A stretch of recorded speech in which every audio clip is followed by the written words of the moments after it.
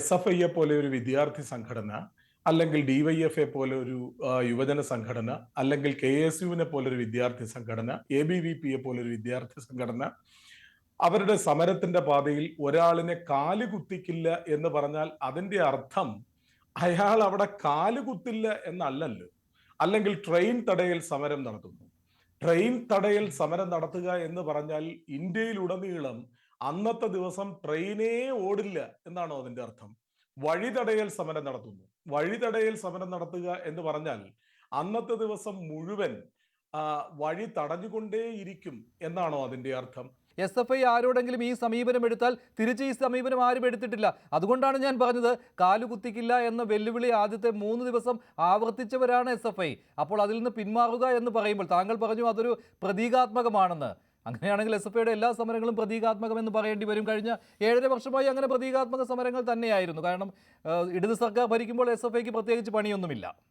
Z+ category സുരക്ഷ അദ്ദേഹത്തിന് കൊടുക്കുന്നത് അത് മിസ്റ്റർ ആരിഫ് ഖാൻ ആയതുകൊണ്ടല്ല. എന്തുകൊണ്ടാണ്? ഭരണഘടനാപരമായ ഒരു പദവി അദ്ദേഹത്തിന് നൽകിയിട്ടുണ്ട് എന്നുള്ളത് കൊണ്ടാണ്. ഭരണഘടനാപരമായ ഒരു ഒരു ഒരു മഹത്തരമായ പദവി വഹിക്കുന്ന മഹാനുഭാവനായ ഒരു മനുഷ്യൻ ആ കാറ്റഗറി സുരക്ഷകളെ എല്ലാം വിസ്മരിച്ചുകൊണ്ട് SFI എന്ന് പറയുന്ന വിദ്യാർത്ഥി സംഘടനയെ വെല്ലുവിളിച്ചുകൊണ്ട് ഒരു പഞ്ചായത്ത് പ്രസിഡന്റിന്റെ നിലവാരത്തിലും താഴേക്ക് ഇറങ്ങി വന്നുകൊണ്ട് SFI എന്ന് പറയുന്ന വിദ്യാർത്ഥികളെ വെല്ലുവിളിച്ചുകൊണ്ട് കോഴിക്കോട് മിഠായി തെരുവിലിറങ്ങി അലുവ കഴിച്ചു എന്നുള്ളത് ഒരു വലിയ സംഭവമായി മഞ്ജുഷിന് തോന്നുന്നെങ്കിൽ, അത് അദ്ദേഹത്തിന്റെ തന്റേടമാണ് എന്ന് തോന്നുന്നെങ്കിൽ, ഇന്ത്യൻ ഭരണഘടനയെ വാനോളം പുകഴ്ത്തുന്ന ശ്രീജിത്ത് പണിക്കരെ പോലെയുള്ള ആളുകൾ പങ്കെടുക്കുന്ന ചർച്ചയാണിത്. അതുകൊണ്ടാണ് ഞാൻ പറഞ്ഞത് ശ്രീജിത്ത് പണിക്കർ ഉദ്ദേശിക്കുന്ന സമരം അതാണോ? കാലെടുത്തില്ല, ശരി, ഗവർണർ ഇറങ്ങിയാൽ അദ്ദേഹത്തെ ശാരീരികമായി ആക്രമിക്കണം, ഇതാണോ അങ്ങ് ഉദ്ദേശിക്കുന്നത്? സംസാരിച്ചു കഴിഞ്ഞിട്ട് എന്നോട് പറഞ്ഞാൽ മതി. സംസാരിച്ചു കഴിഞ്ഞു. ഇനി ഇത്തരത്തിലുള്ള ഭാവനാ സാമ്രാജ്യത്തിലെ കൊച്ചുറാണിയായിട്ട് എന്തെങ്കിലുമൊക്കെ പറഞ്ഞാൽ മറുപടി ഇനിയും പറയും. അന്ന് ഞാൻ സംസാരിച്ചോട്ടെ. നോക്കൂ, ഇത് കാണുന്ന പ്രേക്ഷകർ തീരുമാനിക്കട്ടെ. ഒരിടത്ത് അദ്ദേഹം പറയുന്നു കാല് കുത്താൻ ഗവർണറെ അനുവദിക്കില്ല എന്ന് പറഞ്ഞാൽ കാല് കുത്താൻ അനുവദിക്കില്ല എന്നല്ല അർത്ഥമെന്ന്. എന്ന് പറഞ്ഞാൽ അത് ഭാവനാത്മകമാണ്, പ്രതീകാത്മകമാണ്, ഞങ്ങളത് ചെയ്യാൻ ഉദ്ദേശിച്ചിട്ടില്ല എന്ന് തന്നെയാണ്.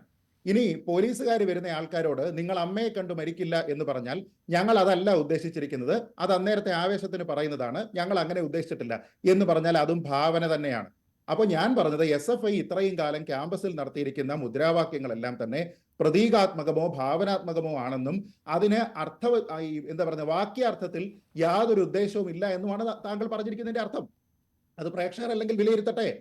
നോക്കൂ, ഇവിടെ ശ്രീ പ്രജി മനസ്സിലാക്കേണ്ടത് SFI വിളിച്ചിരിക്കുന്ന മുദ്രാവാക്യങ്ങളെല്ലാം ഭാവനാത്മകമാക്കുമ്പോൾ ഇതിന്റെ എല്ലാം വാക്യാർത്ഥത്തിൽ തന്നെ ഗവർണർ എടുത്ത് ആ പരിപാടി അവിടെ അങ്ങ് നടത്തി കാണിച്ചു. അതായത് ഇന്ന് താങ്കൾ ഇപ്പൊ പുച്ഛിച്ചല്ലോ, എന്താ ഈ മിഠായി തെരുവിൽ നടന്നു കഴിഞ്ഞാൽ എന്തെങ്കിലും പ്രശ്നമുണ്ടെന്നാണ് പറഞ്ഞത്. മിഠായി തെരുവിൽ ഇന്ന് ആൾക്കാരുടെ സ്നേഹം കണ്ടുകൊണ്ട് ഗവർണർ അവിടെ നടന്നിരിക്കുന്നതാണ് യഥാർത്ഥ നവകേരള യാത്ര. ഞാൻ ചെയ്യുന്നതേ പറയൂ, പറയുന്നതേ ചെയ്യൂ എന്ന്. ഇതിപ്പോ എന്താ പറയുന്നത്? ഞങ്ങൾ അങ്ങനെയൊക്കെ മുദ്രാവാക്യം വിളിക്കും, ഞങ്ങളത് ചെയ്യാൻ വേണ്ടിയിട്ടല്ലാന്ന്. ഞാനും പണ്ട് മുദ്രാവാക്യം വിളിച്ചിട്ടുണ്ട്. ചർച്ചയിൽ വന്നിരിക്കുന്ന ഇടത് പ്രതിനിധി പറയുകയാണ്, ഞാനും പണ്ട് മുദ്രാവാക്യം വിളിച്ചിട്ടുണ്ട് പോലീസുകാരോട്, നിങ്ങൾ അമ്മയെ കണ്ട് മരിക്കൂല എന്ന്. ചെയ്യാൻ വേണ്ടിയിട്ടാണോ പറയുന്നതെന്ന്? അപ്പൊ ഇങ്ങനെ പൊള്ളയായിട്ടുള്ള മുദ്രാവാക്യങ്ങളാണ് ഈ SFI വിളിച്ചുകൊണ്ടിരിക്കുന്നത് എന്ന് തെളിഞ്ഞിരിക്കുന്നു. ഇതിൽ പരം എന്ത് തെളിവാ വേണ്ടത്? അല്ല, എനിക്ക് ശ്രീ പ്രജിയുടെ വാക്ക് കേട്ട സമയത്ത് സന്ദേശം സിനിമയാണ് ഓർമ്മ വന്നത്. അല്ലെ, പ്രതിക്രിയാവാദവും എന്തൊക്കെയോ വാദവും പോയപ്പോ അവസാനം സഖാവ് പറയുന്നുണ്ട്, തോറ്റെങ്കിൽ തോറ്റു എന്ന് സമ്മതിക്കൂ സഖാവേ എന്ന്.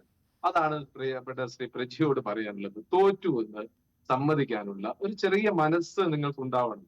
ആ മനസ്സുണ്ടായാൽ നമുക്ക് ബാക്കി പറയാം. 3 ദിവസം മുമ്പ് ഇതേ ചാനൽ ചർച്ചയിൽ വന്ന് SFIയുടെ ഒരു സംസ്ഥാന നേതാവ് വലിയ വായയിലാണ് പറഞ്ഞത് കാല് കുത്തിക്കില്ല എന്ന്. അതുകൊണ്ട് പ്രജി കാല് കുത്തിക്കാല്ല ഞങ്ങൾ കൈക്കൊടി കാണിക്കുമെന്നാണ്, അത് പറഞ്ഞാൽ പോരെ? ഇനി അതല്ല ഞങ്ങൾ തടയും, അത് പറഞ്ഞാൽ പോരെ? കാല് കുത്തിക്കില്ല എന്ന് മലയാളത്തിൽ പറഞ്ഞാൽ കാല് കുത്തിക്കില്ല എന്ന് തന്നെയാണ് അർത്ഥം. ആ അഹങ്കാരം ആ കുട്ടികൾ പറയുന്ന സമയത്ത് തിരുത്തി കൊടുക്കണം ഗോവിന്ദ മാഷ്. അത് തിരുത്തി കൊടുത്തില്ല. പ്രജി നേരത്തെ പറഞ്ഞൊരു വാക്കെന്താ? പഞ്ചായത്ത് പ്രസിഡന്റുമാരുടെ സ്റ്റാൻഡേർഡിലേക്ക് താന്നു. നിങ്ങൾക്കിത് പറയാൻ ഒരു ഇടതുപക്ഷ സഹയാത്രികന് നാണമുണ്ട്? പഞ്ചായത്ത് പ്രസിഡന്റ് അത്രയും മോശം ആണോ? ഈ കേരളത്തിലെ ജനപ്രതിനിധികളിൽ ഏറ്റവും പ്രഥമ സ്ഥാനം കൊടുക്കുന്ന വ്യക്തികളാ പഞ്ചായത്ത് പ്രസിഡന്റ്. പഞ്ചായത്ത് പ്രസിഡന്റ് സ്റ്റാൻഡേർഡിലേക്ക് ഒരാൾ താന്നു എന്ന് പറയുമ്പോൾ കേരളത്തിലെ പഞ്ചായത്ത് പ്രസിഡന്റുമാർ മുഴുവൻ നിങ്ങൾ ഇൻസൾട്ട് ചെയ്തല്ലേ. ഇനി മറ്റൊന്ന്, ഈ പിണറായി വിജയൻ ഭരിക്കുന്നത് കൊണ്ടാണ് അദ്ദേഹം എസ്എൻ സ്ട്രീറ്റിലൂടെ മിഠായി തെരുവിലൂടെ നടന്നത് എന്നാ പറയുന്നത്. ഞാൻ അദ്ദേഹത്തെ വെല്ലുവിളിക്കുന്നു. പിണറായി വിജയൻ ഭരിക്കുന്ന നാട്ടിൽ പിണറായി വിജയന് 100 മീറ്റർ കേരളത്തിൽ എവിടെയെങ്കിലും കണ്ണൂരിലെ പിണറായിയിലൂടെ നടക്കാനുള്ള ധൈര്യമുണ്ടോ? ഒറ്റയ്ക്ക് നടക്കാനുള്ള ധൈര്യമുണ്ടോ? ഉണ്ടെങ്കിൽ ഞങ്ങൾ പറഞ്ഞൊക്കെ സമ്മതിക്കാം. ആയിരക്കണക്കിന് പോലീസുകാരെയും അകമ്പടിക്കാരെയും ഒപ്പമുള്ള ആജ്ഞാനുവർത്തികളെയും തോക്കും എല്ലാ ഗുണ്ടാ സേനയുമായിട്ട് നടക്കുന്ന ഒരു കേരളത്തിന്റെ മുഖ്യമന്ത്രിയെ പറയുന്നത് ആരിഫ് മുഹമ്മദ് ഖാൻ നടന്നത് മൂപ്പനെ കണ്ടിട്ടാണെന്ന്. ഇതുപോലെയുള്ള വിഡ്ഢിത്തങ്ങൾ ദയവ് ചെയ്ത് പറയരുത്.